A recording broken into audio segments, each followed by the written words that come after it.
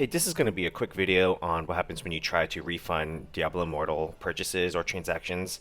I pretty much quit because the game got just too repetitive, not rewarding enough, and the monetization was just excessive, and it just wasn't worth playing. You know, you can waste all this time playing this game when realistically someone else is just going to pay a little bit more money and upskill you or outplay you solely because of all the insane monetization. So depending on what platform you're playing on, there's two or three ways to refund your transactions or everything. If you're on PC or use BlizzBucks or anything online PC computer, you have 14 days from whenever you make the purchases that you can refund it through Blizzard support. Blizzard support, they do responding tickets as long as the transaction was made within 14 days. If you are playing on iOS, iPad OS, or Google or Android or something, you could actually go through the App Store, which is what I did. I made my transactions well over 14 days ago, and I went directly through the App Store to process the refund. And then lastly, if both of those fail, then you can just do a chargeback to your credit card, which that might have the same result, or that might actually supposedly ban your account.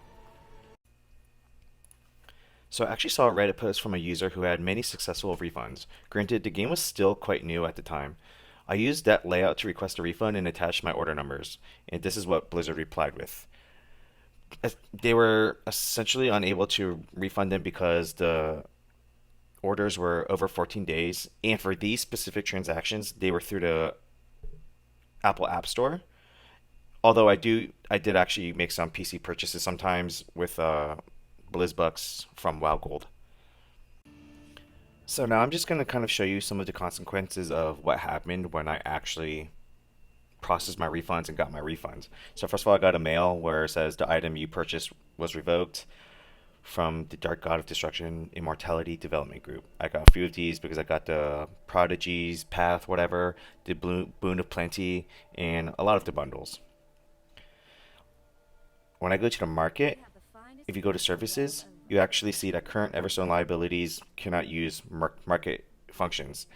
What this means is pretty much I can't use anything until the eternal orbs are paid off. So if you see in the corner, I have minus 1k eternal orbs, which means that I owe Blizzard, and I can't use the market, and I have limited party functionalities.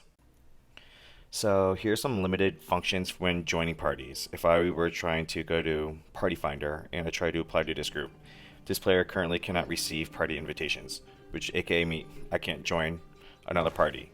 If I go to an Elder Rift, for example, or another dungeon and try to use Party Finder, it'll pretty much give me the exact same thing. This player cannot receive party invitations. However, I am able to create my own party, but more on that in a second. Alright, so right here, I'm going to invite this player site. Holy shit, he's Paragon 91. Anyways, if I invite him to party, this player cannot receive party invitations. And then now, if site invites me,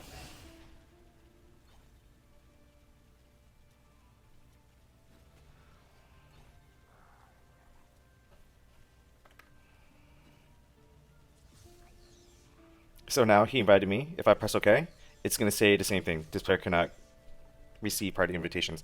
Now, if I go to Party Finder and create a post, well, first of all, when I apply to something, obviously can't join. But if I create a post, this automatically shares to my clan and no mortals.